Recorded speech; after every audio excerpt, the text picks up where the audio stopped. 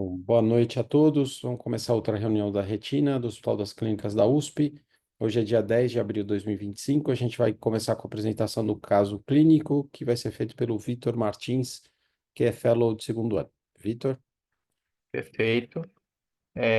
Boa noite, meu nome é Vitor, sou fellow de retina aqui do HC e hoje eu vou apresentar o caso clínico. Meus agradecimentos vai para o Dr. Sérgio Pimentel e a doutora Luísa, que me ajudou tanto na confecção do slide, como me ajudou também na realização dos exames da paciente. Então, meu caso é uma mulher branca, gestante, 25 semanas de gestação, 22 anos, sem queixas, encaminhadas pela GO para acompanhamento de fundo de olho. De antecedentes oftalmológicos, ela nega. História patológica pregressa, ela tem diabetes tipo 1 e está em uso irregular de insulina com a glicada recente de 8. A pressão arterial dela é 13/8 no dia do exame e exame de urina dentro da normalidade. Ao exame oftalmológico, ela apresenta acuidade visual de 20/25 no olho direito e no olho esquerdo 20/30. Ela é míope no olho direito de 3 graus e tem um astigmatismo de 0,75 e no olho esquerdo ela tem uma miopia de 2,5 e um astigmatismo de 1 grau. Pressão intraocular de 11 e a biomicroscopia ela é fásca sem demais alterações. E a gente agora vai partir para o exame multimodal. Então, essa aqui é a retinografia, no primeiro momento. No olho direito, a gente percebe que ela tem neovaso no disco, no olho esquerdo também. A gente vê vários exudatos algodonosos, hemorragias intrarretinianas, leve tortuosidade vascular. Na autofluorescência, a gente também vê áreas hipoalto, correspondente aos exudatos algodonosos e as hemorragias intrarretinianas em ambos olhos. No infrared também a gente vê áreas hiporreflectantes, tanto no olho direito como no olho esquerdo. E aqui a gente vai partir para o OCT do olho direito e o OCT do olho esquerdo. Aqui nos dois olhos e aqui o corte macular. A gente tem um líquido intrarretiniano em ambos olhos e um exudato algodonoso importante no olho direito. E aqui a gente tem a angiografia com fluoresceína, nas fases iniciais do olho direito e nas fases tardias também, e no olho esquerdo também.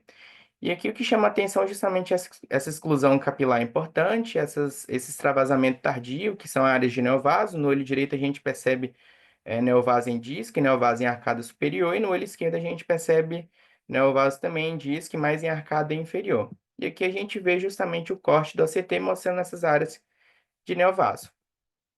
Então, aqui, a paciente tem uma retinopatia diabética proliferativa, ela é gestante, tem 22 anos, 25 semanas de gestação, visão de 20/25 no olho direito e 20/30 no olho esquerdo, a PA de 13/8. E, a princípio, foi indicado uma panfotocoagulação. Foi feito algumas sessões de panfoto e ela retorna na consulta depois de 1 mês e 2 semanas. Foi feita algumas sessões de laser, tinha mais sessões para fazer. Aí ela voltou para a consulta, com piora da acuidade visual, por causa com líquido intrarretiniano, piora do líquido intrarretiniano e chegou também com essa hemorragia vítrea no olho esquerdo e hemorragia pré-retiniana. Então, agora, com 31 semanas, ela teve um descontrole glicêmico também. Visão do olho direito de 20/25 piorou para 20/50. No olho esquerdo, de 20/30 foi para 20/63. Houve também um pico pressórico de 15/10 e uma proteinúria, uma cruz na fita reagente, mas sem disfunção de órgão-alvo. E aqui eu queria abrir para discussão do caso e conduta. Perfeito. Então, resumindo, é uma paciente, então, que ela chegou com 25 semanas, com visão leve redução, 20/25, 20/30, mas tinha neovaso em disco e foi proposta uma panfoto sem precisar de injeção e tal, a visão era boa e ela tinha um edema muito discreto. Apesar de ter exudato algonoso, ela tinha isquemia na retina e tinha, né, várias áreas de não perfusão capilar, certo, Vitor? Aí, Certo. com 31 semanas, ela voltou com redução de visão nos dois olhos. O olho direito, que era 20/25, foi para 20/50. O olho esquerdo, que era 20/30, foi para 20/63. Ela perdeu 3 linhas nos dois olhos. Clinicamente, ela teve essa hemorragia, por causa de sangramento neovaso no olho esquerdo. Tinha uma panfoto parcial, ainda não era completa, né, certo, Vitor? E Perfeito. E ela voltou com um quadro clínico pior. Ela não era hipertensa, ela tinha 13/8, voltou com 15/10, função renal era normal, estava com uma proteinúria, certo? Então, em relação, a gente não vai discutir a parte clínica, certo? Certo. Ginecológica, diagnóstico, a gente vê depois. Da parte oftalmológica, a gente faz uma paciente gestante, 31 semanas, com perda de visão recente, relacionados a esse edema macular, uma paciente parcialmente panfotocoagulada, com uma proliferativa bilateral. Então, Jorge e Mauro, vocês querem começar a discutir? Quer começar, Mauro? Você, assim, se ela, obviamente, se ela não tivesse gestante, a história seria completamente outra. Mas o fato dela ser gestante coloca o caso numa situação muito peculiar. E tudo tem risco. Então, ah, e acho que o risco é visto por diferentes colegas de diferentes formas. Eu sou bastante conservador. Por exemplo, eu não gosto nem de dilatar pupila em gestante. É, vai que passa mal, angiofluorescinografia eu provavelmente não teria feito. Ah, acho que o importante é conversar tanto com a paciente como com o ginecologista, obstetra tal, para ter um plano que faça mais sentido e o menos risco possível. A priori, se ela já está na 31ª semana, já tem aí, sei lá, metade da panfoto feita. Ah, se eu puder aguardar e não fazer, talvez devagarinho, tentar completar a panfoto, mas eu não faria aplicações, eu não faria nenhum outro procedimento um pouco mais invasivo. Injeções intravítreas não, e mesmo outros exames talvez eu evitasse. A priori eu conversaria com o ginecologista qual que é o plano, quando que eles pretendem fazer o parto e tentaria protelar o máximo possível qualquer enfim, tratamento oftalmológico nessa condição. Tá bom, então eventualmente aumentar a panfoto, mas sem injeções para tratar o edema macular. Resumidamente. Jorge? Então, situação extremamente complexa, difícil. Já vi pacientes gestantes tipo 1 perder o olho ou porque a proliferação levou a descolamento de retina rapidamente ou glaucoma neovascular. Já vi essas duas condições em pacientes como essa. Nesses casos, eu sou agressivo na panfotocoagulação. Também não faço injeção de antiangiogênico nenhum. Se eu não me engano, até na bula não recomenda você fazer injeção de antiangiogênico, porque não foi testado em grávidas. Então, qualquer coisa que acontecer nela, na criança, vai ser totalmente implicado como malprática. Se depois do parto o edema de mácula começar a piorar muito, pensaria no implante de corticoide. Isso eu tentaria discutir muito. Mas tenho muito medo dessa proliferação com essa fotocoagulação ainda metade, ou seja, tem muita área de isquemia aí muito grave e eu tentaria fechar isso rápido. Não demoraria, não. Não esperaria o parto, não. Se ela permitisse, eu faria essa panfoto em uma semana. Tá. Mas aí também acompanhar bem de perto, viu? Porque pode mudar de uma hora para outra. Tá, então o Jorge concorda com o Mauro, sem injeção, mas é um pouco mais agressivo em relação à panfotocoagulação por causa da vascularização e das complicações neovasculares que ela pode ter. Cleide? Bom, também eu continuaria o laser, com toda certeza. Se a paciente tem muita dor, pode fracionar as aplicações, né? Porque a questão aí é o estresse, subir a pressão, mas com certeza continuaria a panfoto. E eu acho que eu aventaria a hipótese de fazer um corticoide, anti-VEGF de jeito nenhum, mas um corticoide. Aí conversaria com ela, ver como é que ela é. Porque assim, eu acho que a injeção em si, o grande problema aqui, tem dois problemas do corticoide. Um é de induzir catarata, ela é uma paciente jovem, mas enfim, com uma retinopatia tão grave como essa, assim, catarata ela vai ter de qualquer forma, precocemente, então eu acho que esse é um efeito colateral que, enfim, dá para suportar. E o outro seria que o procedimento induzisse um estresse, alguma coisa assim, eu acho que isso pode ser conversado com o ginecologista ou obstetra que está acompanhando, ver como é que é o perfil da paciente, mas eu acho que essa é uma situação assim muito crítica, porque ela já está com hemorragia pré-retiniana. Às vezes esses pacientes jovens têm vítreo aderido, você faz um pouquinho mais de laser, sangra muito, e eu acho que o corticoide funcionaria como uma proteção, não tanto quanto o anti-VEGF, mas eu não descartaria a priori fazer corticoide intravítreo aí. Conversando com o obstetra. Agora, que tipo de corticoide? Que sim, o melhor seria o Zurdex. É um paciente nosso, a gente não vai ter o Zurdex. Mas a priori eu não descarto corticoide, não. Tá.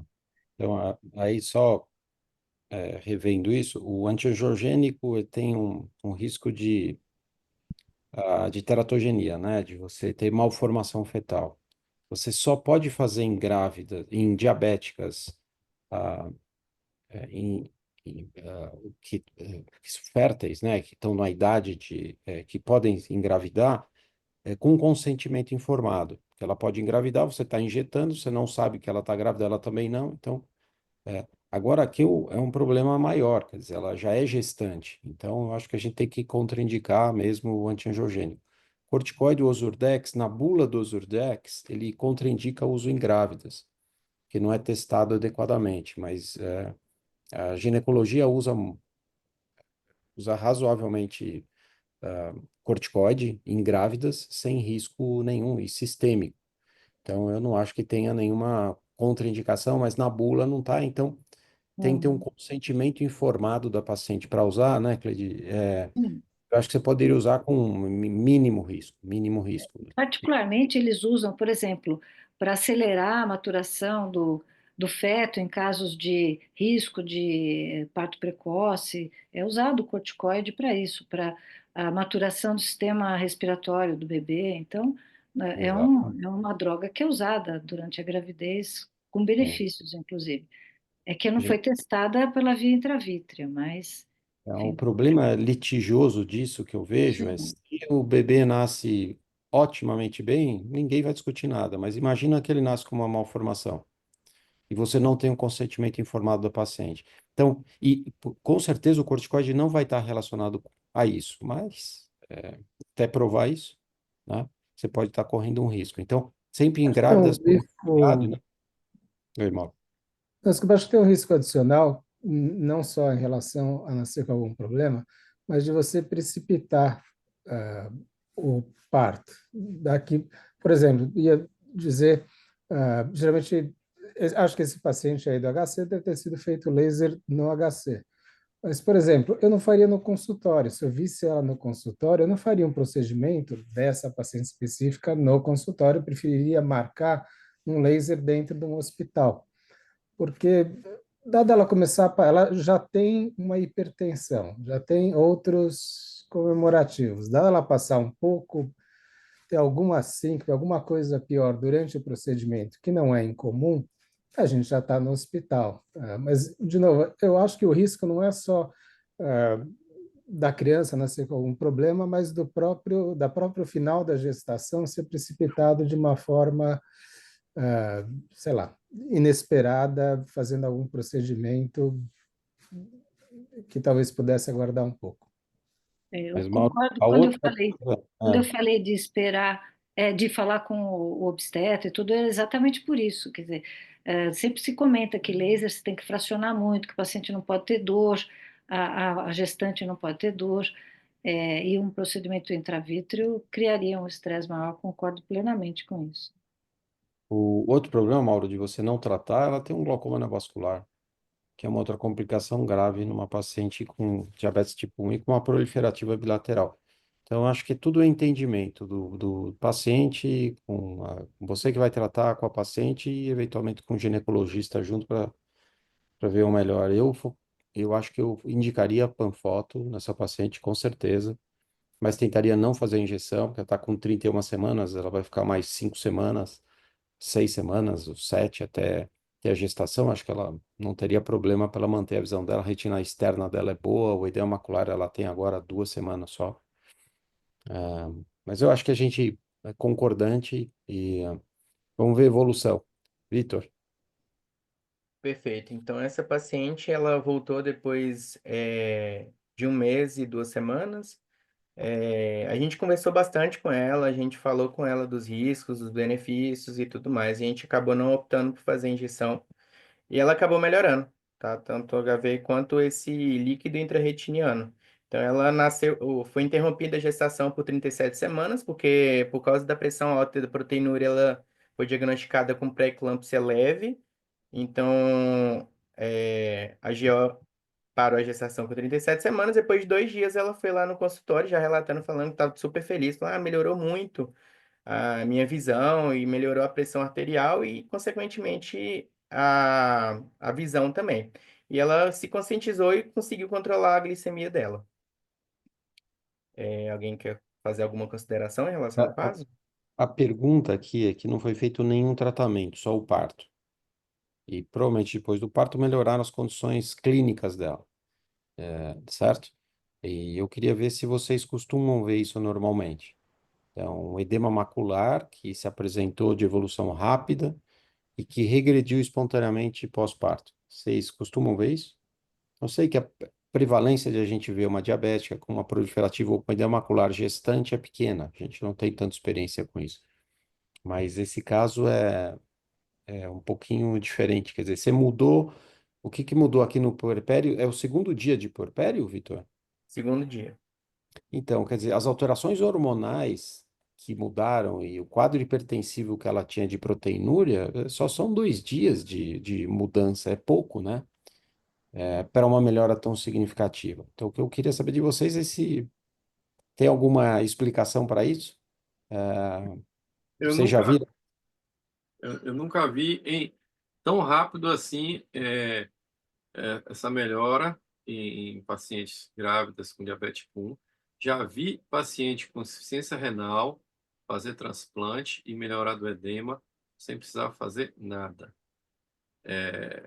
Agora, uma coisa que me preocupa é se ela melhorou, é evidente o edema de mácula, mas não creio que tenha melhorado muito a isquemia periférica. Continuo eu preocupado com o glaucoma neovascular ou progressão da neovascularização de retina. Tá, ótimo. Eu É, já oi, Pedro. Não, eu já fiz laser em grávidas. Durante um tempo bastante longo, eu acompanhei. No HC tem um grupo, um ambulatório só de grávidas diabéticas. E eu examinava periodicamente essas pacientes. Se bem que é uma situação bem particular, porque é impressionante, eu não sei como esse grupo consegue um controle tão rigoroso das grávidas durante a gravidez. Mas, de qualquer forma, assim, eu cheguei a ver melhora depois do parto em 2 dias, não, nunca vi. Também nunca examinei o paciente 2 dias depois do parto. Mas, assim, melhoram as condições hidroeletrolíticas todas da paciente, aquela congestão do útero aumentado e principalmente as alterações hormonais. Então, tem uma tendência de melhorar muito a retinopatia, nunca vi tão rápido, mas também acho que a gente não está acostumado a ver o paciente tão rápido, né? Mas era esperado. E eu acho que então o edema dela estava mais relacionado aí com essa hipertensão, com a proteinúria, com um distúrbio eletrolítico pela insuficiência renal, aí, uma insuficiência leve aí por conta dessa proteinúria, e que E, era mais distúrbio eletrolítico do que edema, então edema de estase do que propriamente da retinopatia. tá. É interessante porque ela tinha uma glicada agora de 8, com 25 semanas ela estava com uma glicada de 8, ou seja, a partir de quando e ela foi seguida aí, Vitor, no HC. Tá seguindo o HC. Agora ela já fez, complementou a Panfoto, tá seguindo, já tem um tempinho já. O bebê já tá bem grande já. O pré-natal dela foi no HC. Pré-natal foi no HC. Então, bate com o que a Cleide falou, porque ela tem uma glicada de 8. Se ela tivesse a glicada de 8, ela tem 22 anos, ela é muito jovem. Então, se ela tivesse uma glicada de 8 desde o início do diabetes tipo 1 dela, é difícil dela ter uma proliferativa. Então, provavelmente Sim. essa glicada de 8 é muito recente, bate com o que a Cleide falou. Ela está tratando agora, eh, no pré-natal, ela melhorou o controle dela. Essa garota, com essa alteração que ela tem, talvez ela tivesse uma glicada de 11, 12, por isso que ela tem uma proliferativa com 22 anos, né? E aí ela ajustou muito o controle dela agora. É provável, a gente não tem a história dela, mas é provável isso, né? Só que ela descompensou com a hipertensão e o rim, por isso que ela deve ter agravado, como a Cleide falou, a retinopatia de uma forma mais severa, e na medida que isso recuperou, ela teve uma recuperação mais rápida. Deve ser isso, mas é difícil, tem pouca literatura sobre isso, o Vitor vai falar, vai rever isso, né? Isso. Mauro, algum comentário? Não, bonito caso. Tá. Fala, Vitor, você está falando? Ela, antes da gravidez, ela sempre negligenciou essa questão do diabetes, ela sempre teve um mau descontrole.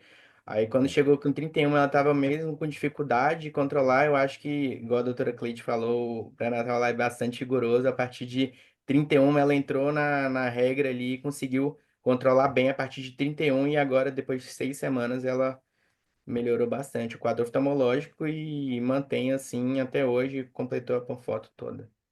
Então, a Esse gente vai. grupo que tem de diabéticas grávidas do HC é uma coisa impressionante. Eu cheguei lá a comentar, falei, como é que vocês conseguem isso? E eles comentam que, assim, durante a gravidez, assim, fala que é o espírito materno mesmo.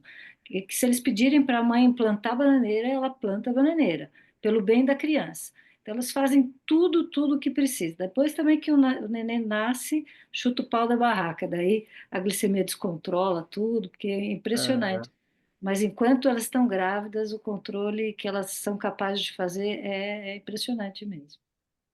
É, Então, assim, a gente viu, é um caso atípico, né? Por isso que o Vitor apresentou, e evolução atípica, a gente não costuma ver isso, mas eu acho que então entra nessa, na experiência que a gente tem com esses casos, né?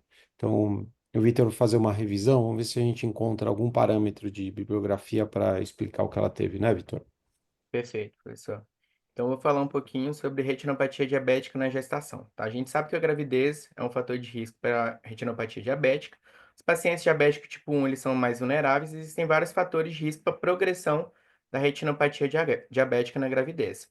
Entre eles, gravidade da retinopatia na concepção, adequação do tratamento, duração do diabetes e o controle metabólico antes da gravidez, e principalmente a presença de dano vascular adicional. Então, essa paciente, ela possui vários fatores de risco para progressão. Ela teve pressão arterial alta no final da gestação, ela não estava com controle adequado, e a gravidade da retinopatia na concepção, ela já era um pouquinho mais avançada. E a retinopatia que progride durante a gravidez, ela tende a regredir no período pós-parto. E por que que isso acontece? Durante a gravidez, existem várias alterações hormonais, principalmente o aumento do lactogênio placentário, progesterona e estrogênio. E isso gera uma alteração na vasculatura sistêmica do corpo, um aumento do débito cardíaco e do volume plasmático e de uma diminuição da resistência periférica. Isso gera um estado circulatório hiperdinâmico, então, causando cisalhamento e estresse adicional, principalmente nos vasos da retina. Então, causando esse dano endotelial, tem uma forte ligação com a progressão da retinopatia diabética. Aqui eu coloquei duas imagens justamente ilustrando um paciente com retinopatia diabética proliferativa. No olho esquerdo tem as setas azuis mostrando os neovasos, e na imagem à direita a gente vê uma hemorragia vítrea com um descolamento de retina tracional. Para a gente evitar com que chegue a esse ponto, a gente precisa saber o rastreio. Então, como é que é feito o rastreio? Né? Pacientes com diabetes é muito importante fazer o exame oftalmológico completo antes da gravidez. Então, se elas fizeram antes da gravidez, é importante fazer de 3 em 3 meses, tá? Para pacientes com retinopatia diabética não proliferativa moderada a leve.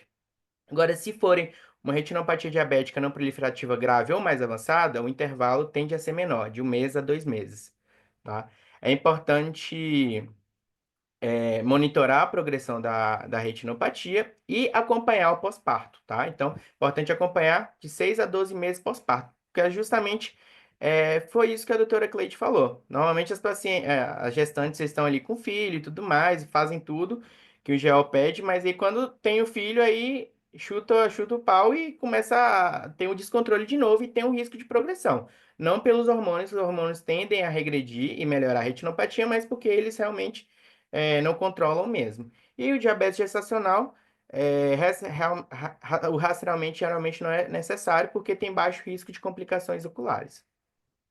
E aqui a gente vai falar um pouquinho de tratamento, tá? O tratamento sempre é importante conversar com a paciente, os pacientes bem orientados, a gente conversa sobre os riscos, igual o Dr. Mauro falou, e fazer o controle rigoroso da glicemia e da pressão. Igual a nossa paciente, ela é bem orientada, ela conseguiu controlar tanto a pressão e a glicemia. A panfotocoagulação tem que ser considerada em pacientes com retinopatia grave ou mais avançada, que a gente abaixa um pouquinho o limiar por causa justamente dos fatores de risco que aumenta a progressão da retinopatia. E o laser focal também a gente pode lançar a mão em pacientes com edema macular clinicamente significativo, longe da fóvea. A triacinolona apresenta baixa absorção sistêmica do fármaco. Então, porém, não tem muitos estudos com N muito grande para dar uma segurança mais robusta. Tanto que no Ozurdex fala que a segurança durante a gravidez não foi estabelecida porque não tem estudo suficiente. Tá? Mas é muito importante a gente pesar o risco-benefício e sempre entregar o termo de consentimento para o paciente assinar. E aqui, o tratamento com anti-VEGF, que pode ser feito, mas é como último recurso. Normalmente o pessoal não faz. Por quê? Porque o VEGF é fundamental para a angiogênese, ou desenvolvimento fetal, né? Então, o FDA ele categoriza o anti-VEGF como categoria C, porque estudos em animais mostraram efeitos adversos teratogênicos e malformações afetais, porém não tem estudos consistentes em humanos. Alguns mostram que não tiveram complicações, outros mostram que tiveram aborto espontâneo, restrição do crescimento uterino. Então, se for preferível, deixar como último recurso, tá? E se for indicado fazer, preferir fazer no último trimestre, porque o feto já vai ter desenvolvido bem, e preferir o ranibizumab, porque tem meia-vida mais curta e menor duração na corrente sanguínea. E sempre é importante lembrar para entregar o termo de consentimento. Eu vou falar rapidinho também da pré-eclâmpsia, né? Que nossa paciente apresentou pré-eclâmpsia. Então, normalmente acomete pacientes gestantes maiores de 20 semanas. E a pressão arterial tem que estar maior que 14/9, tá? Duas medidas com intervalo de pelo menos 4 horas. Além da pressão alta, também é critério diagnóstico ter proteinúria, né? Nosso paciente apresentou proteinúria. Se não tiver proteinúria, pode fazer também um diagnóstico com disfunção de órgão-alvo. Então, pressão alta, mais disfunção de órgão-alvo, ou hepático, pulmonar, neurológico ou hemático, aí pode também enquadrar como pré-eclâmpsia. E a pré-eclâmpsia pode ser classificada como leve ou grave. A leve é maior ou igual a 14/9, a proteinúria é leve, com ausência de sinais de gravidade, e a grave maior ou igual a 16/11, com proteinúria acentuada e presença de sinais de gravidade. E síndrome de HELP é uma variação da pré-eclâmpsia que é caracterizada por hemólise, aumento de enzimas hepáticas e plaquetopenia. Nossa paciente teve uma pressão de 15/10, mais proteinúria leve, sem sinais de gravidade, foi diagnosticado com pré-eclâmpsia leve, por isso que a gestação durou até a 37ª semana, que aí interrompeu.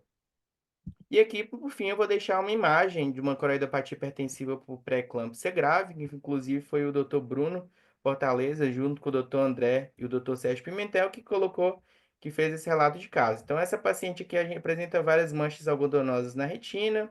Na autoflu, a gente vê lesões hipo, que corresponde a danos EPR e camada externa da retina. Na anjo, a gente vê áreas de isquemia coroidal, tanto na angiografia com fluorescina como na angiografia com endocianina. E no ACT a gente vê essa desorganização da retina externa ali, apontada na seta vermelha e na seta azul, tá? E agora eu queria deixar meu muito obrigado. Aqui eu tirei uma fotinha com o paciente, o bebê feliz ali, saudável, e a paciente feliz com o tratamento e continuou fazendo a complementação de conforto lá na USP. Obrigado. Parabéns, Vitor. Que bom, deu tudo certo, né? Isso. Excelente. Parabéns pelo acompanhamento e por ter completado a foto e seguir essa paciente, né? É bonita essa foto no final, é isso que a gente quer, né? O paciente feliz com criancinha, nasceu bem. É.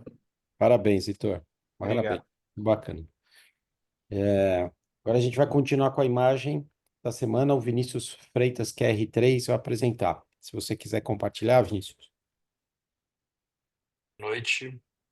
Começar o compartilhamento aqui. Estão vendo a minha tela? Tá dando, pode seguir. Perfeito. Então vamos lá.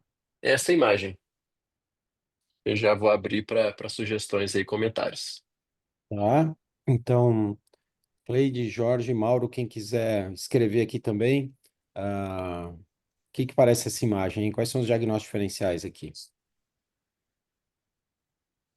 Bom, uma lesão amarelada subretiniana, dá para ver que o vaso está em cima. Provavelmente não é, mas uma possibilidade seria material viteliforme, pode ser um cisto intra ou até subretiniano. Tem um brilho aí do lado, não sei se tem um descolamento seroso associado. Tá. Então, material viteliforme poderia ser um BEST aqui, teria que ter no outro olho, mas o aspecto não é muito, Não, não é. não é muito claro, né? O BEST é mais escuro, mais arredondado, mas tudo bem. Insisto, relacionado a quê? Ah, você pensei num bicho aí, Cisto cerco, por exemplo. cerco, Tá, então tá. Mauro, Jorge, alguém mais aí queira dar opinião? Essa imagem é linda, né? Tem uma elevação amarelada, que eu penso que tem algum material vitaliforme para ter essa cor. E você tem, depois na pele fóvea, já mais distante, você tem umas, umas raias brancas. E notando que você tem tração na limitante e provavelmente você tem um descolamento dessa região toda, não tão elevado quanto digamos, esse cisto que tem aí. E aí, diagnóstico diferencial. Vamos pensar na lesão vitaliforme, vai desde mieloma múltiplo, pode fazer lesão vitaliforme, trauma poderia fazer isso, certo? Até uma neovascularização subretiniana poderia dar uma lesão semelhante. Já estou admitindo todas as hipóteses que a Cleide falou, que eu concordo com ela. Então, estou Tá, só pensando em outras possibilidades de uma lesão como essa. tá, tá. Então, fazendo, é, talvez, antes de apresentar um próximo, bom, só apresentar aqui. Então, o outro olho é normal. Quantos anos desse paciente, Vinícius? Paciente de 36 anos, trinta e sexo seis anos, feminino. tá? Não tem nenhum sinal inflamatório no olho, tá? Talvez faça a gente pensar um pouquinho menos em cisto-cerco. Não tem história de trauma, não tem patologia sistêmica. Não dá para ver se tem membrana neovascular ou não, porque a gente não viu ainda o OCT. Vamos ver o OCT então, e a gente pensa de novo nos diagnósticos diferenciais. Vamos. Esse é o ACT. Tá. Então, quem quer descrever a lesão para mim? Onde está localizada essa lesão, hein? O material, esse material amarelado. Que olha, a gente tem descolamento seroso dos dois lados em torno da lesão, certo? É uma elevação grande. parece um descolamento bacilar com conteúdo de Boa. alta refletividade, altamente proteico. Isso Isso. Você vê, mesmo. Cleidião? Descolamento É um. bacilar no Tá. centro e um descolamento Peloso em volta, né? em volta, um descolamento seroso em volta, que na região nasal também tem um material hiperreflectivo. Tá. E é bem interessante Perfeito. que o material hiperreflectivo que fica ao nível de fotorreceptores, fazendo como fosse uma placa ao nível de fotorreceptores superior. Bem interessante. Qual a causa mais importante de descolamento bacilar? Doença inflamatória, pode Arada. tornar agrada, certo? Arada. Certo? É, Aqui é pouco Lembrando, provável que seja arada, né? muito pouco provável. Tá, não tem sinal inflamatório nenhum e unilateral, né? tá. Ah, Qual que é a segunda causa mais comum de BALAD, descolamento bacilar? bom, além das doenças inflamatórias infecciosas, tem muitas, né? Mas até membrana neovascular pode dar. Doenças É, inflamatórias autoimunes, tipo placoide, mas aí teria que ter sim. outras coisas, né? Mas placoide é raro, né? Então, placoide É, dá, mas placoide é menos comum. A segunda causa é DMRI. Eu então, deveria, doença falei, cardiovascular, mas ela é jovem, só se for O um paciente PIC, tem alguma coisa. 36 anos. E a É. terceira causa é o que ele tem, que a gente não vai falar, né, Vinícius? Então, mostra, Peraí, mostra. Oi, fala, Lívia. poderia ser uma serosa? E por que que você acha que é uma cirrose, Lívia? E tem um líquido subretiniano também, É, o aspecto talvez da coroide um pouco congesto. isso. Acho que é uma hipótese ótima. É, com a é. Lívia, acertou.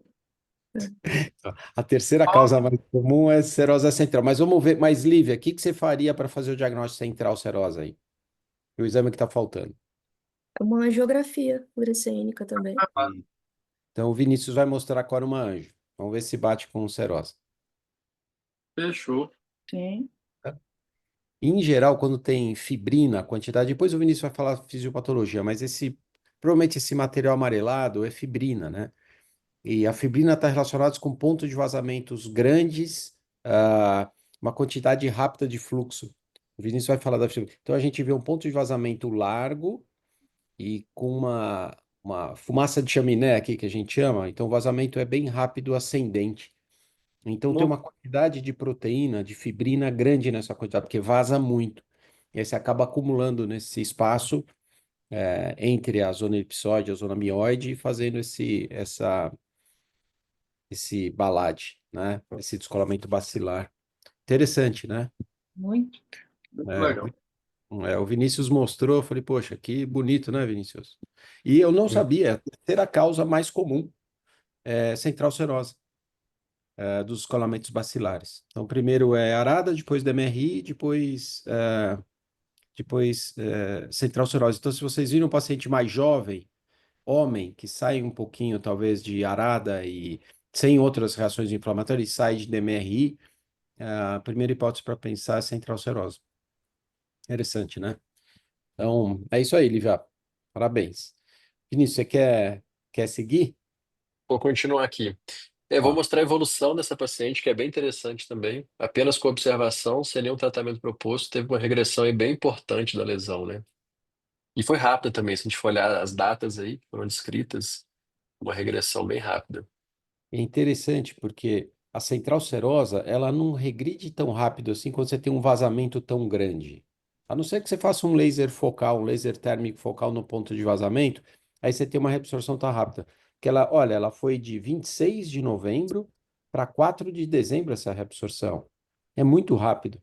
Não sei se não fizeram um laser focal aí naquele vazamento, Pois é. porque não é, Cleide? É incomum É, essa reabsorção é. rápida, assim, né? Então, eu acho que não falaram, viu, Vinícius? Mas eu acho que fizeram um laserzinho pequeno Sim. Tem aí. até tem uma marquinha ali. Tem um leite Então.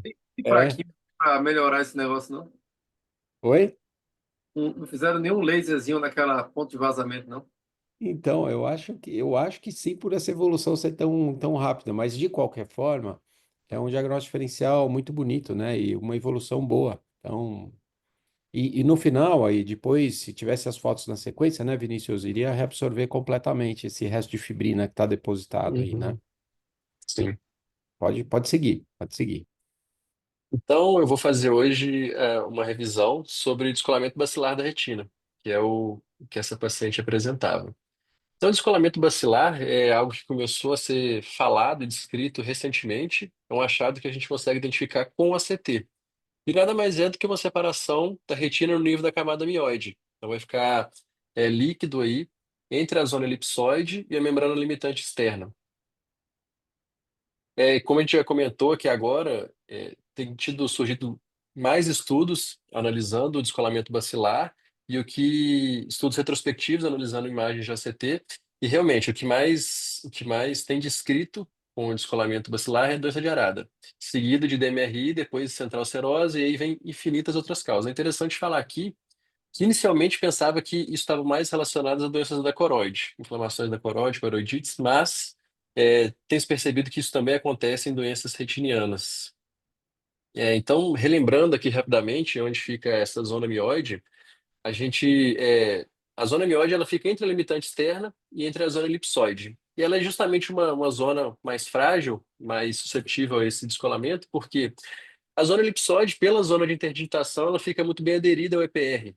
E a limitante externa, ela também, ela está bem aderida às células de Miller, né? As células de Miller, elas vão conectar aí na parte mais interna dos fotorreceptores e constituir essa limitante externa, que são duas regiões que têm uma adesão boa, que é a limitante externa e a zona elipsoide. Então fica essa zona mioide entre as duas, mais frágil, mais susceptível. E para a gente ter esse descolamento bacilar, basicamente a gente precisa de duas coisas: ter uma força hidrostática coroidiana suficiente intensa para dividir os fotorreceptores, um espaço de fraqueza, que é justamente essa zona mioide. E aí, na fisiopatologia, tem dois possíveis mecanismos propostos para explicar esse descolamento bacilar. Primeiro, é um acúmulo rápido e intenso de líquido intrarretiniano. Isso acontece, o que é proposto, que é pela quebra da barreira hematorretiniana externa. É algo que corrobora isso, é que em alguns estudos, algumas análises de imagem, a gente vê que na angioflu tem acúmulo de contraste dentro da lesão. Além disso, outra coisa que é proposta é que aconteça uma isquemia da coroide, isso vai reduzir o fluxo sanguíneo para os fotorreceptores. Essa lesão, essa agressão aos fotorreceptores vai fazer com que aconteça esse acúmulo de líquido.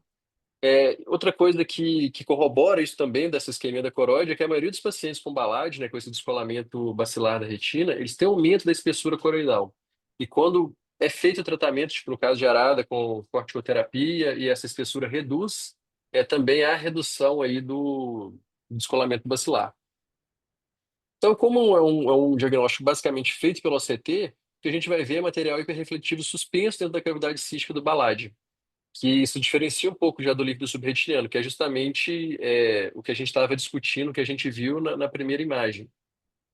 Vai ter uma intensidade óptica interna média. Vai ter um formato piriforme, e bem nos cantinhos, na base do descolamento, vai ter um ângulo bem agudo. Frequentemente está associado a fluido subretiniano, a gente viu no caso lá também, que eu apresentei, que de um lado tinha fluido subretiniano, do outro lado tinha mais um pouco de fibrina também. E vai ter sempre uma adesão focal entre a retina externa e o complexo DPR-ABRU nas margens aí do descolamento bacilar. Aqui eu vou mostrar alguns casos que justamente tem esse descolamento bacilar, que eu achei bem interessante, uma avaliação multimodal. Aqui a gente vê na imagem A, na retinografia, a gente consegue ver que tem um descolamento DPR. Na hora que a gente vai aqui por OCT, a gente vê que o EPR está descolado, tem um pouquinho de fluido subretiniano. No OCTA, aqui na imagem C, a gente vê que tem uma membrana neovascular aí, abaixo do EPR.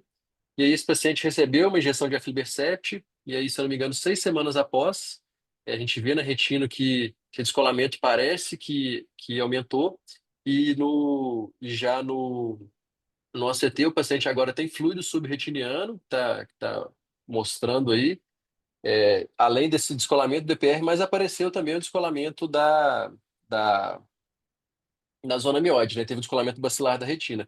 A gente consegue ver nessa última imagem F aqui a zona mióide se separando. A gente consegue ver alguns focos hiperrefletivos assim no teto desse descolamento que pressupõe que seja justamente os fotorreceptores, fragmentos dos fotorreceptores, entendeu? Que foram ali esticados, alongados e lesados nesse descolamento.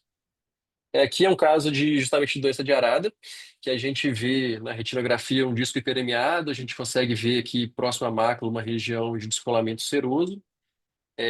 A angioflu mostra esses pinpoints que são muito característicos, né? Aqui na região central, essas áreas de extravasamento são muito características da doença de Arada, e dois descolamentos serosos bem grandes, um próximo à arcada superior, outro inferior ao nervo. Na hora que a gente vai para o CT, a gente vê que tem realmente descolamento seroso aqui nas bordas, contado pela seta aí, a gente vê de novo uma separação aí da zona mióide. Aqui é outro caso também de doença de Arada que mostra a evolução e a progressão aí com o tratamento. A gente vê que no início tem o descolamento da zona mióide. Dá para ver também aqueles focos um pouco mais hiperrefletivos, tanto no teto quanto na base da lesão, que a gente pressupõe que seja aí os fotorreceptores. Regeneração, e conforme vai tendo tratamento, a gente vê que vai regredindo bem esse descolamento que tem.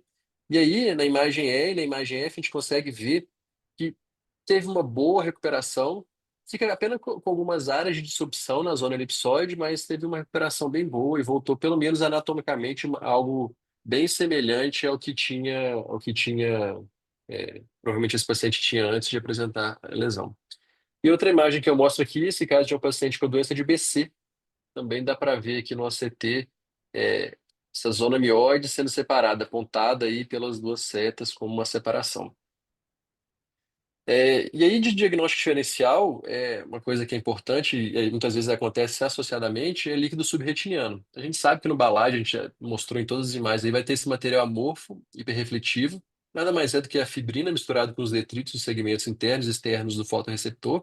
A gente vê isso bem na imagem da esquerda, que é bem diferente do fluido subretiniano, que a gente vê na imagem da direita, que é um material bem mais hiporrefletivo.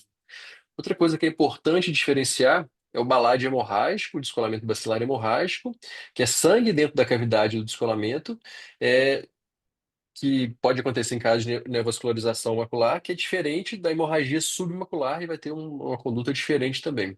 Outra coisa que às vezes pode confundir é a retinosquise, que vai ter fibras aí, ou filamentos de conexão visíveis no ACT. Falando um pouco do prognóstico do descolamento bacilar, a gente sabe que a recuperação visual ela vai estar associada à resolução do descolamento e o descolamento bacilar hemorrágico e o material subretiniano hiperrefletivo é fator de risco para desenvolvimento de fibrose subretiniana. Isso é bem, acho que é fácil e um pouco intuitivo de entender. Outra coisa também que já é bem definido é que o BALAD ele serve como um biomarcador de mau prognóstico visual nos casos de ARADA. Acho que a ARADA é a doença aí que tem mais descrito BALAD, e isso aí já é bem definido. E essas são as minhas referências.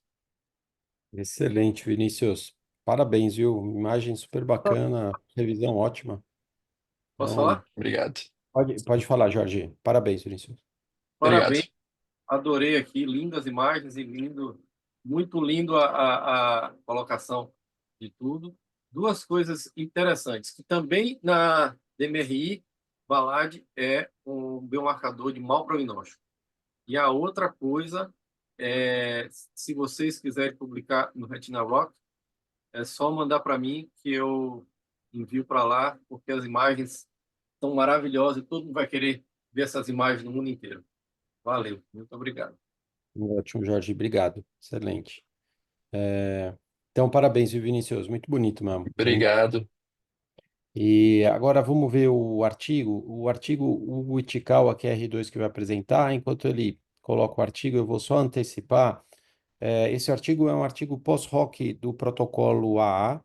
O protocolo AA viu, a, ele comparou angiografia ultra-wide field, lesões periféricas, com fotografia colorida, e ele viu que as lesões, lesões predominantemente periféricas da retinopatia diabética, vistas na anjo, e áreas de não perfusão, elas se correlacionam mais com prognóstico visual do que as fotos coloridas wide field, tá?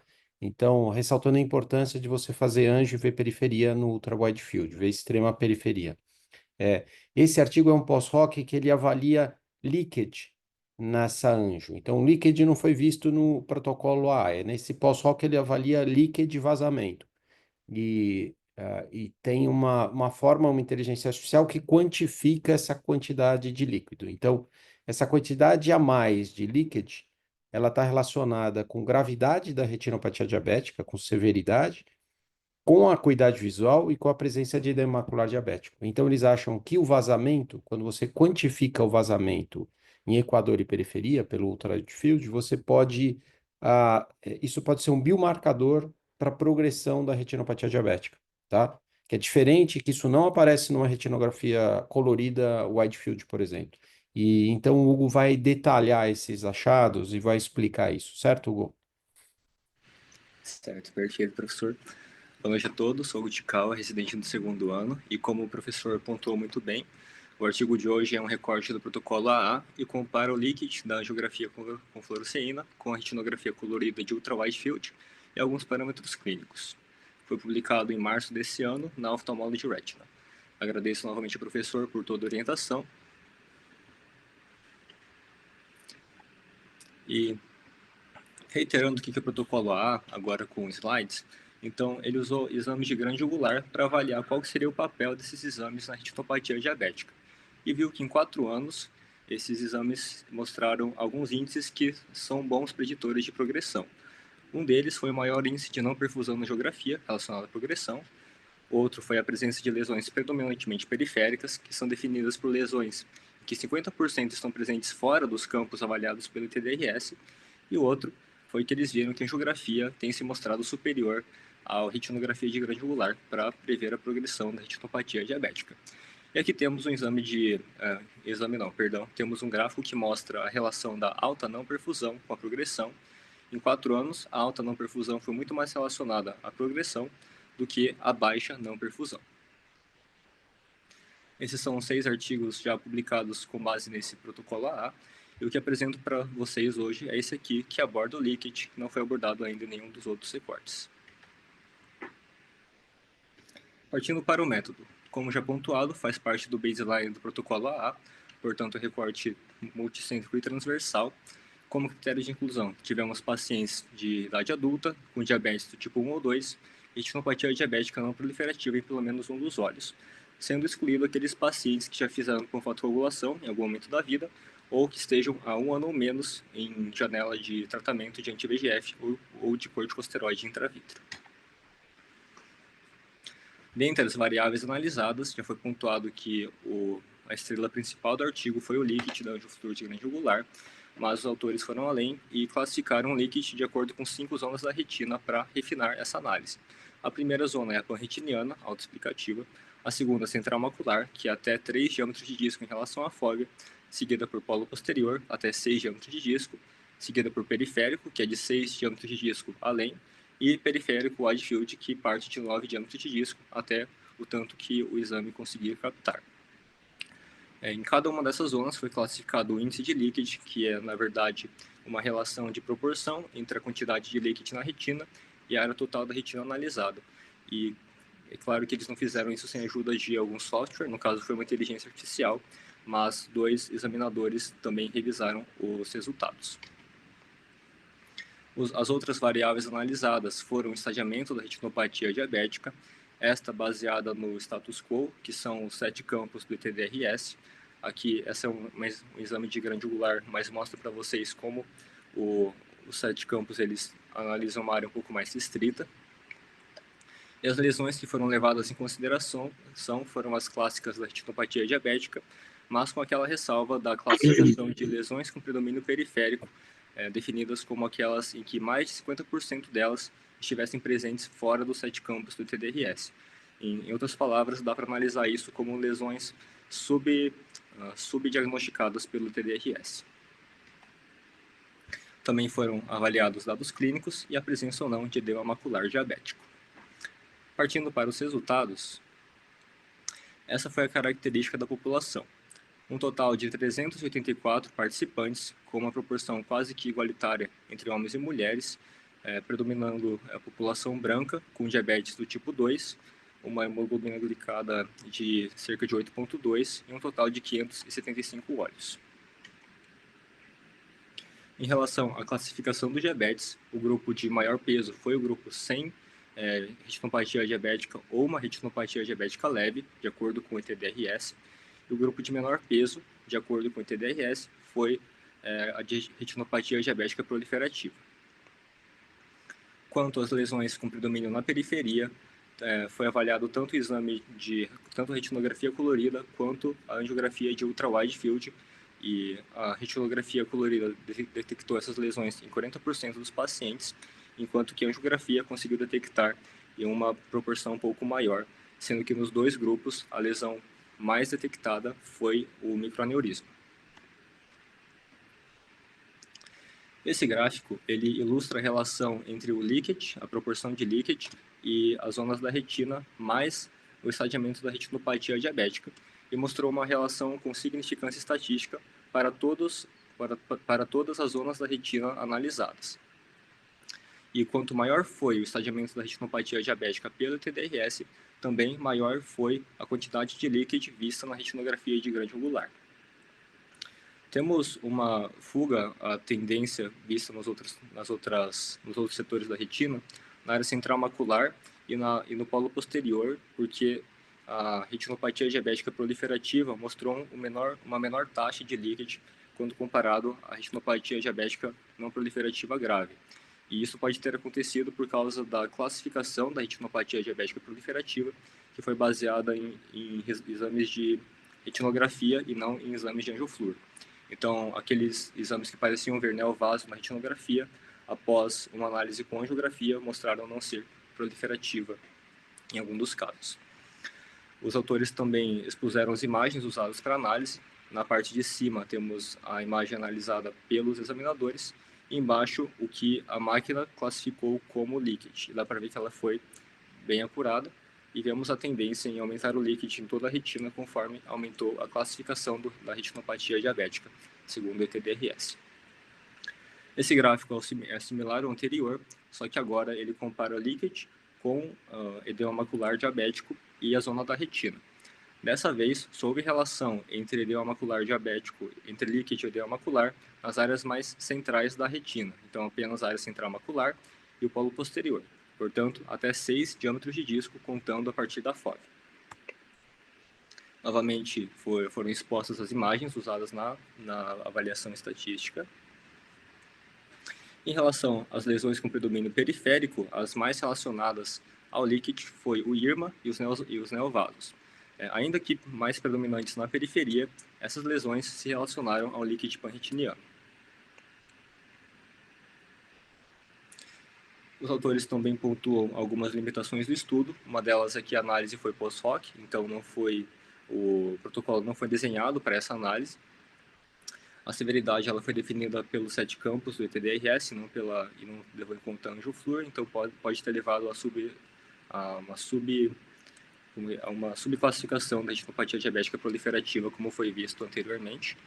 E também contou com um estudo transversal, que não consegue avaliar direito o valor a longo prazo desses achados.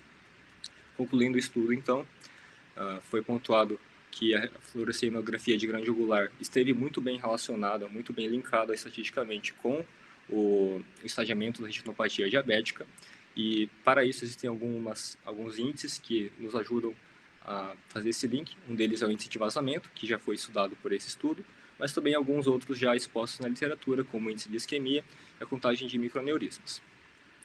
Além disso, os achados periféricos estiveram relacionados ao leakage, principalmente os IRMAs e os neovasos, e, como foi pontuado logo no início da reunião, a fluorescenografia de grande angular vem se consolidando como o melhor preditor de progressão do que a retinografia de grande angular na retinopatia diabética.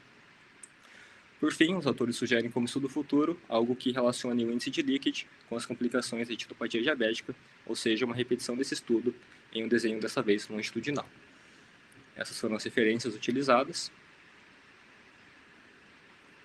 Obrigado. Excelente, Hugo, parabéns. Hugo fez uma revisão assim excelente do artigo. Eu acho que o artigo tem uma validade grande. A gente usa pouco o Ultra Wide Field, a angiografia, mas a gente pode usar mais. Precisa ter um software para avaliar essa quantidade, para quantificar o que a gente está vendo, que é mais fácil. E daí você consegue padronizar risco desse paciente para ter uma evolução pior, tanto de perda visual para edema macular, quanto na vascularização, para ter uma acentuação da gravidade da retinopatia diabética. Parabéns, Hugo. Cleide, algum comentário do artigo? Eu quero só comentar o que vocês já citaram, né, que está ficando cada vez mais clara a importância dos exames de grande angular. É interessante que na oclusão venosa que ficou mais evidente, mais precocemente a importância dos exames de grande angular.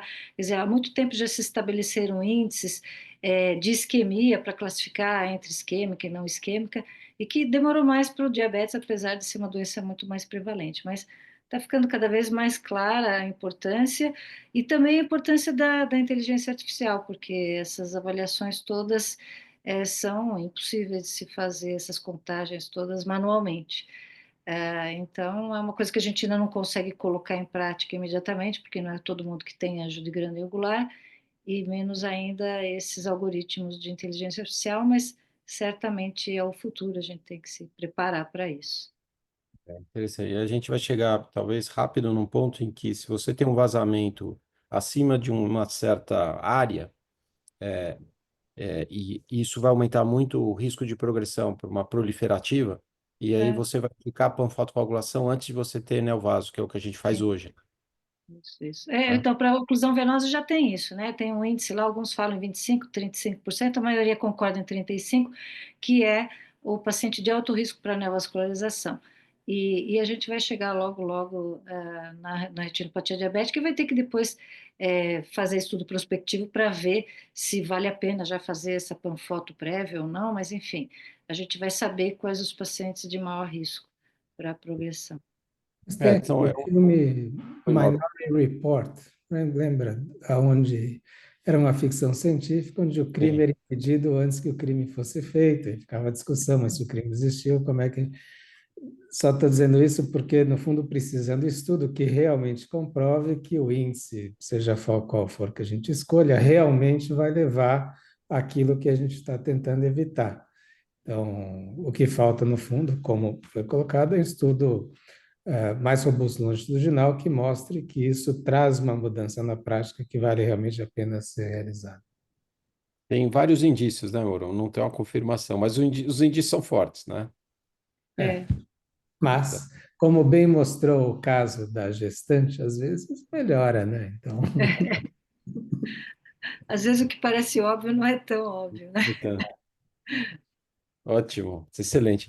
Hugo, de novo, parabéns pela apresentação, tá? Excelente, muito Obrigado, bom. professor.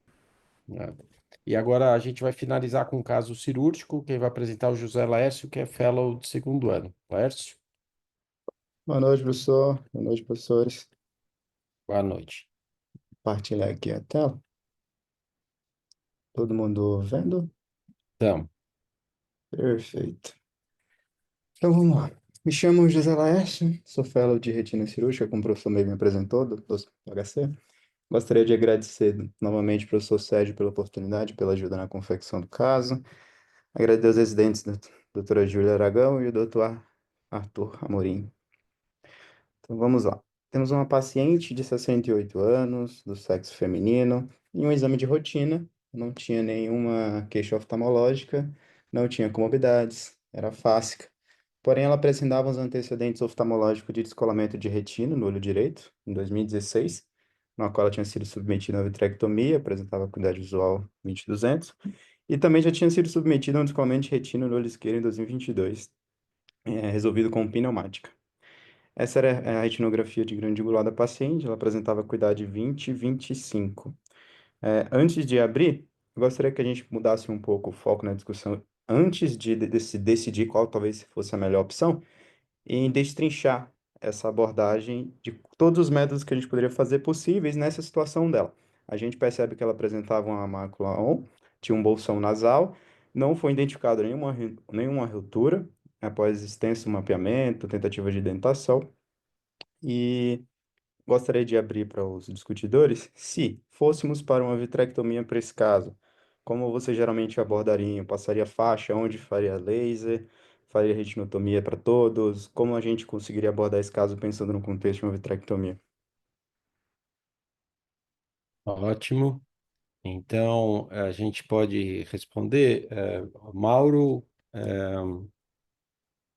Jorge. Então, olha, tem esse descolamento nasal, ele vai de nasal superior até um pouquinho nasal inferior, a mácula está colada, e você tem que fazer uma suspeição de onde está a ruptura, e se você fosse indicar a vitrectomia, como o Lars perguntou, quais os cuidados para você ter na cirurgia e seria uma boa indicação? A paciente é fácil. Essa lesão branca superior às 12 horas é o local da pneumática precedente? Parece Isso, que é o laser, né, Lércio, que foi feito isso, antes. A ruptura anterior é lá em cima, era lá em cima. isso. Foi feito laser e bloqueado há mais de 2 anos. Então, pela lei de Linkoff, você tem que procurar sempre o local mais alto, onde é a origem da ruptura, onde vai ter infiltra líquido, e esse líquido, pela gravidade, ele vai se redistribuindo nas partes mais inferiores da retina. Quero acreditar que existe algum micro buraco na junção entre o bloqueio que você tem nessa ruptura superior e a retina saudável. Não deve estar aí esse buraco. Não deve ser um buraco grande. Está progredindo provavelmente lentamente esse descolamento. E o que fazer? O paciente é fásica, tem 68 anos, Se eu pensar em fazer um procedimento minimamente invasivo, ou seja, fazer uma pneumoretinopexia novamente, eu Mas, faria. Jorge, aqui a discussão é como você faria vitrectomia, quais são os cuidados. A gente vai chegar lá. O Lércio quer discutir Só, vitrectomia primária num caso como esse. Com faixa, sem faixa. no paciente fásico, eu faria vasectomia nesse paciente, porque ela tem 68 anos, faria vitre, botaria uma faixa e gás. Tá, então com faixa, apesar da ruptura provavelmente ser superior, certo, Jorge? Isso, provavelmente ser superior. E por que que você colocaria a faixa? Porque esse paciente vai ser difícil achar o buraco, entendeu? Então você vai, possível você fazer uma retinotomia para drenar, mas você vai fazer laser ali, você não tem certeza. E, e a faixa teria duas finalidades. Uma é diminuir a atração do vítreo periférico, outra, às vezes, ela consegue bloquear micro-rupturas e deixar a retina bem. Tá, tá bom, ótimo. É, Mauro, fazendo Bom, vitrectomia nesse paciente, como é que você procederia? Com faixa, sem faixa, algum toque para vitré ou não? então, só uma pequena observação, eu não faria, mas acho que daria para fazer uma retinopexia pneumática, mas eu preferiria fazer realmente a vitrectomia por ser olho único. Como o Jorge falou, provavelmente a rotura deve estar aí entre 10 e 11 horas. Eu faria uma vitrectomia sem a faixa, enfim, muito provavelmente a rotura está nessa região, só faria. Às vezes, quando você faz a vitrectomia, na hora que você tenta, por exemplo, coloca o perfluo, você vê da onde está drenando o líquido e você identifica o buraco, a rotura, que às vezes antes da cirurgia não dá para ver. Se você identificar, ótimo, mas na suposição que não se identifique, faz uma retinotomia, drena e, enfim, como o buraco originário, a rotura originária deve estar entre 10 e 11 horas, faria um laser, uma área mais extensa aí, cobrindo, na verdade, cobriria toda a área que está descolada com o laser. Mas faria sem a faixa e colocaria o gás. Tá certo. Então, Lércio, duas condutas muito semelhantes, a diferença é com faixa ou sem faixa, você vai discutir isso mais tarde, né? Certo, perfeito, professor. Uma outra possível abordagem que a gente poderia considerar, se fizéssemos uma introflexão escleral, nesses casos em que não visualizamos uma rotura tão clara, porém temos uma noção de talvez onde esteja pelas regras de Linkoff. Como poderíamos proceder na questão do CRIO, drenaria, não drenaria, como os professores conduziriam?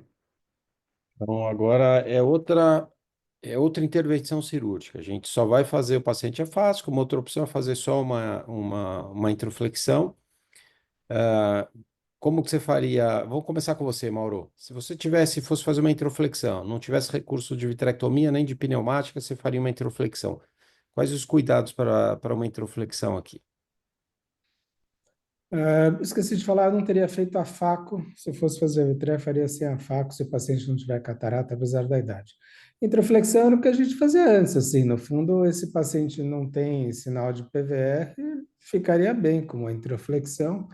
Ah, Mesmo sem identificar a rotura, só faria uma discussão interessante, como a gente não identifica a rotura, para fazer CRIO, teria que fazer numa área muito extensa.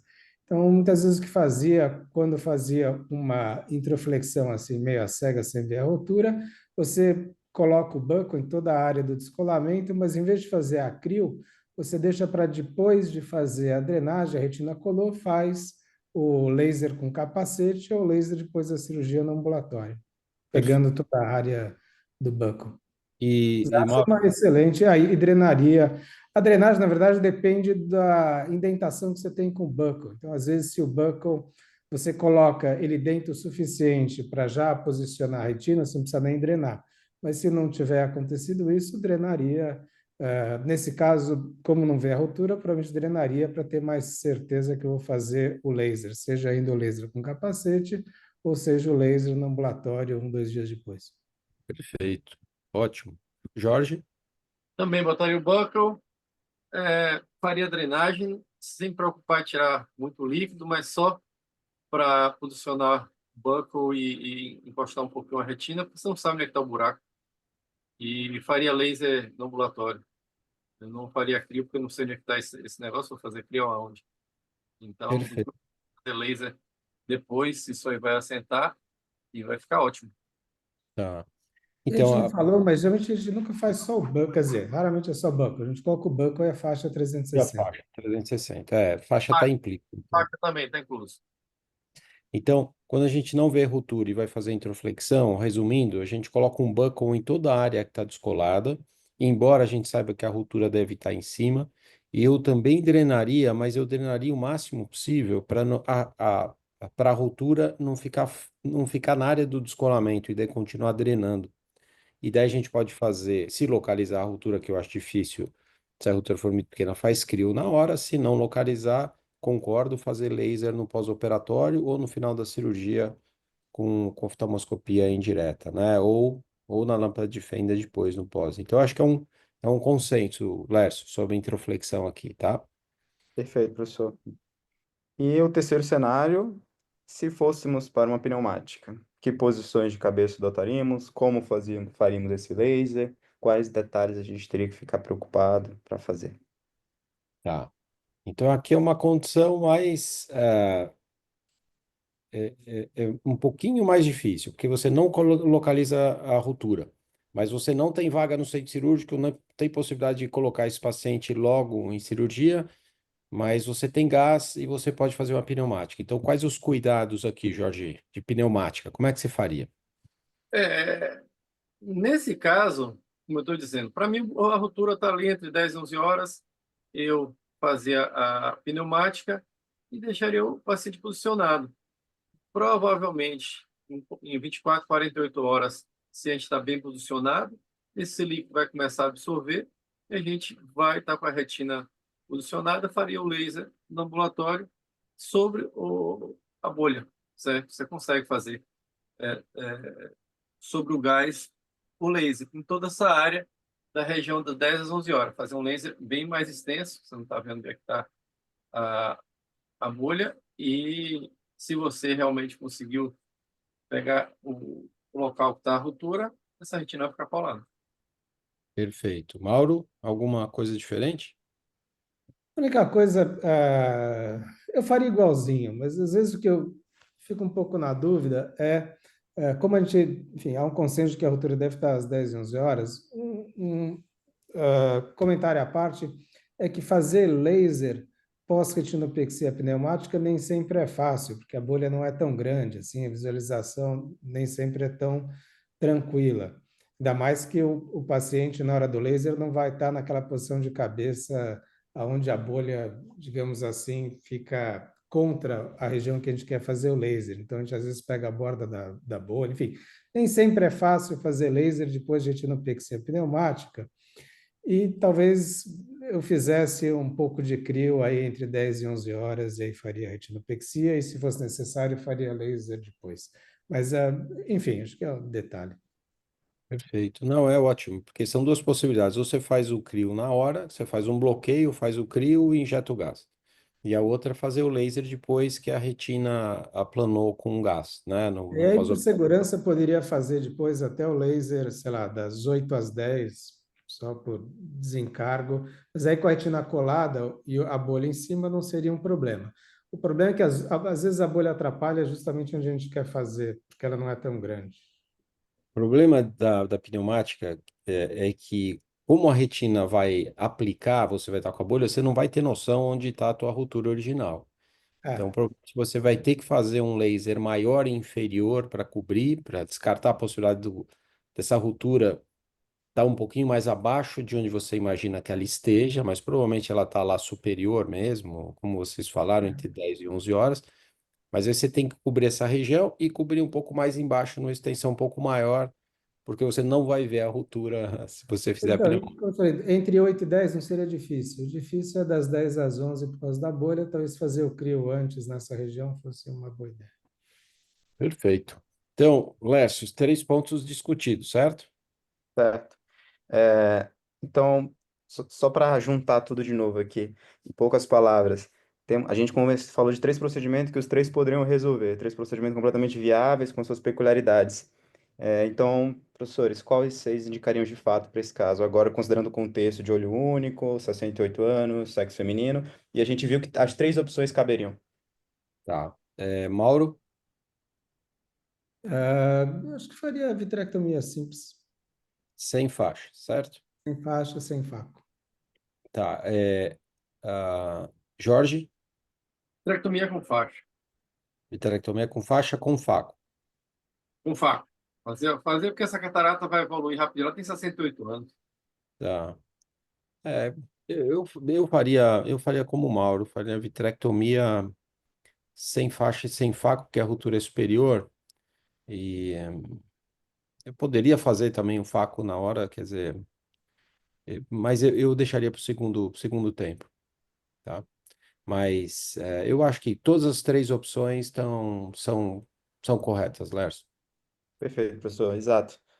Não tem opção errada, né? Tem opção que na hora, na prática, na vida real, é mais disponível ali no momento. E considerando as regras de Lincoln, como os professores falaram muito bem, a provável rotura, né, superior entre 10 e 11 horas, a gente acabou optando pela piromática. Fizemos um laser de hora a hora, foi um laser relativamente curto, porém, no horário, vamos dizer, assim, foi um laser mais cirúrgico. A gente usou a lente de três espelhos nessa ajuda. O paciente evoluiu mantendo o 20/25 e com retina aplicada. Algum comentário? É Eu o posso ir? procedimento. Então, o Pneumático laser. é uma boa opção, né? Porque se der errado, você vai para vitré. Agora, você tem que ter uma Sim. experiência com pneumática para fazer, né? E o Lércio teve uma experiência muito grande durante o fellow dele para fazer pneumática. Então, você tem que entender exatamente onde deve estar a tua ruptura. Aqui é um caso que uma indicação excede um pouquinho a indicação de pneumática, porque você não sabe, você não está vendo a ruptura. E o Lércio teve essa preocupação de saber pelas regras de Lincoln onde estaria a ruptura e de proteger, como vocês falaram, com laser. Então, se alguém vai fazer pneumática, ou pretende fazer pneumática, e você não visualiza a ruptura, tem que ter essa preocupação de imaginar onde esteja a ruptura para tratar com laser adequadamente, né? E ainda mais um paciente com olho único, mas a gente tem dificuldade de colocar os pacientes no dia que a gente quer na cirurgia, imediatamente. Então, cada vez mais os fellows estão fazendo pneumática, certo, Lércio? Certo, professor. Exato. Ótimo, excelente. Ah, Só para concluir, existe apenas até fiquei um pouco na dúvida se a gente tentaria publicar esse caso, mas fiquei bem otimista levantando a literatura, porque foi encontrado apenas um caso, um trabalho, no qual foi feita a pneumática sem visualizar a ruptura.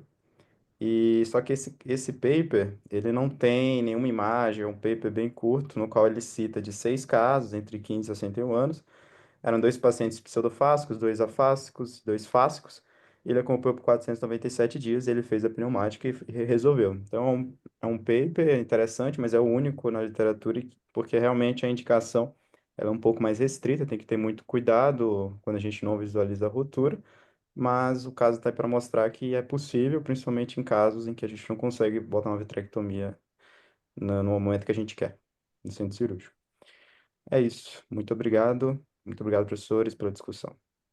Lércio, parabéns, tá? E o Lércio foi atrás, então, de publicações, quer dizer, por isso que você tem que ter uma experiência com pneumática para propor quando você não visualiza a ruptura. Mas eu acho que talvez você revendo as regras do Lincoln, acho que você pode imaginar onde está a ruptura e propor esse tratamento, né? E se você não for eficaz nesse tratamento, você tem como colocar esse paciente numa vitrectomia e resolver, né? É, e talvez você possa publicar esse caso com todas as imagens, certo? E mostrar que, olha, você pode fazer pneumática, que não é uma indicação que a gente tão dentro das indicações de pneumática, né? Você fala, ó, você pode fazer sem avaliar a ruptura, desde que você tenha uma noção onde possa estar essa ruptura, né? E se forem duas rupturas que você não estiver vendo, você cobre a área inferior maior com laser e você consegue bloquear esse descolamento como você fez, né? Excelente, Lércio, parabéns, viu? Obrigado. Parabéns.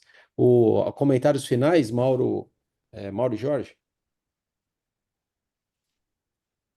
A única coisa, tem essa questão do centro cirúrgico. Eu lembro que o pessoal do Canadá tem bastante trabalho, porque eles têm muita dificuldade de centro cirúrgico, eles fazem bastante retinopexia pneumática por esse motivo, com indicações alargadas, assim, é o que a gente geralmente faz.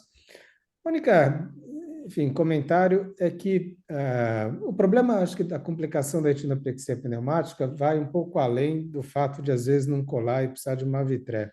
O maior medo que a gente tem é de abrir uma rotura inferior, né? Porque aí muda de uma vitrectomia simples ali sem faixa para uma vitrectomia mais complicada, com faixa, rotura embaixo, enfim.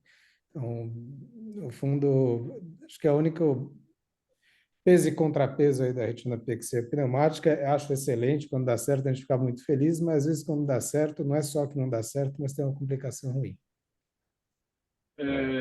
Eu tenho feito relativamente uma boa quantidade de pneumática, talvez um caso por semana. A média eu consigo colar em torno de 70%.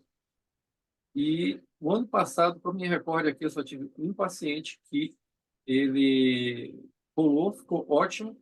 Quando veio um mês depois, ele tinha rasgado inferior. E aí eu fiz um banco e ficou bom, bastante jovem. Mas não é comum. Mas eu sei que eu não sei a porcentagem na literatura de novos rasgões secundários à pneumática, mas não é tão alto. Mas existe essa possibilidade, sim.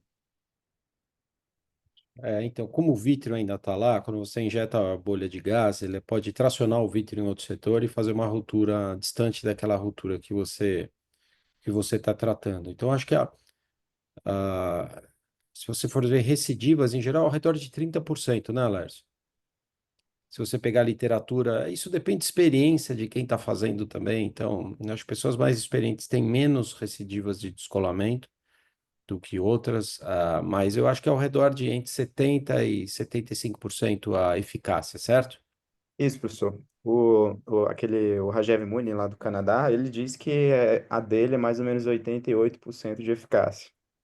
Mas ele tem um número muito grande, né? Mas os fellows lá dele falam que fica na casa dos 70% também. A média Isso. é em torno de 70%. A indicação é muito importante, porque você tem que ter a percepção de o menor vestígio de PVR não vai funcionar, ou realmente achar onde está o buraco. Então, a experiência e a capacidade sua de identificar pequenos sinais que podem fazer falhar, você evitar. Mas na minha mão não consigo esses números dele. Eu conheço bem o Rajmuni, meu parceiro pessoal, eu discuto com ele e diz que eu ainda estou sem experiência, preciso fazer mais. Então, os números dele são impressionantes. Mais de 80%. É realmente algo que só ele, se eu vou vasculhar outra literatura, 70, 75, aí no máximo. Tá, o Lércio apresentou agora na SBRV, no dia dos Fellows, no primeiro dia, na quarta-feira à tarde, a experiência que ele tem com a pneumática. E ele apresentou 4 casos, né, Lércio, em que você não indicaria normalmente. Um caso de múltiplas rupturas superiores, então é um caso que a gente não indicaria. Esse caso que ele apresentou hoje, de você não visualizar a ruptura. Outro caso com a ruptura inferior, você teve que ter o posicionamento de cabeça, tá, para resolver, e todos com resolução completa, né? Tinha um quarto caso, Lércio? Era um paciente que a gente fez com ar, né? E Isso. aquele de buraco de mácula. A gente tirou a cirurgia de uma urgência para uma cirurgia eletiva, porque o paciente, nesse meio tempo, inclusive, foi internado, quase foi para UTI, então a gente conseguiu ajudar ele nesse sentido. Eu estou Ótimo. apontando aí para completar o quadro das coisas difíceis com pneumática é rasgão gigante. A Rajmuni publicou há pouco tempo atrás, no grupo que eu faço parte, ele mostra vários, certo? De fazer rasgão gigante, ele geralmente bota bolha dupla. Bota uma bolha hoje, amanhã ele bota outra bolha para você cobrir quase 180 graus e conseguir fazer, faz o laser, fica bom. Então, só está faltando nessa a sua experiência só o rasgão gigante. Em breve, Superior já era, mas tem que ser em acima de breve. 50 graus. Daqui a pouco o Lércio vai apresentar aqui rotura gigante com pneumática, hein, Lércio? Mas eu Com queria. dupla, com bolha dupla. Se quiser, sim. Bolha dupla. Bolha dupla. Lércio, eu queria te cumprimentar pela tua experiência aí que você está adquirindo com pneumática. A gente tem pouco recurso de sala para colocar a enormidade de pacientes que a gente tem que chegam de descolamento de retina. Então, o Lércio está fazendo um trabalho muito bacana com pneumática, resolvendo problemas rapidamente de pacientes que poderiam perder visão.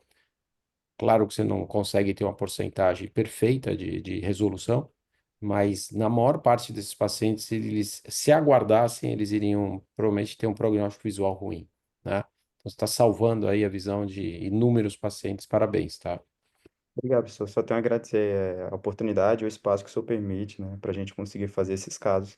A gente sempre discute muito antes de extrapolar essas indicações. Só tenho a agradecer. Ótimo. A equipe toda da Retina que te ajuda e a gente, né? Em meu nome, eu agradeço você, né? E agradeço a todos por isso, né? Então, joia. Parabéns, Lércio. Tá? Obrigado. Ótimo. Então, eu queria agradecer aqui, finalizar agradecendo os apresentadores, José Laércio, o caso cirúrgico, o Tikawa, o caso clínico, o Vinícius Freitas, a imagem, e o Vitor Martins, o caso clínico. E queria agradecer aqui o Maurinho, Mauro Goldbaum, ao Jorge Rocha, Cleide Machado e a Lívia Conce que discutiram aqui, participaram, e os comentários do Gilberto Salles e do Flavinho, do Flávio Moura aqui no chat, tá? Muito obrigado a todos. Quinta-feira a gente não tem reunião por causa do feriado e a gente volta daqui 2 semanas. Obrigado. Ótima sexta-feira para todos. Um abraço. Abraço.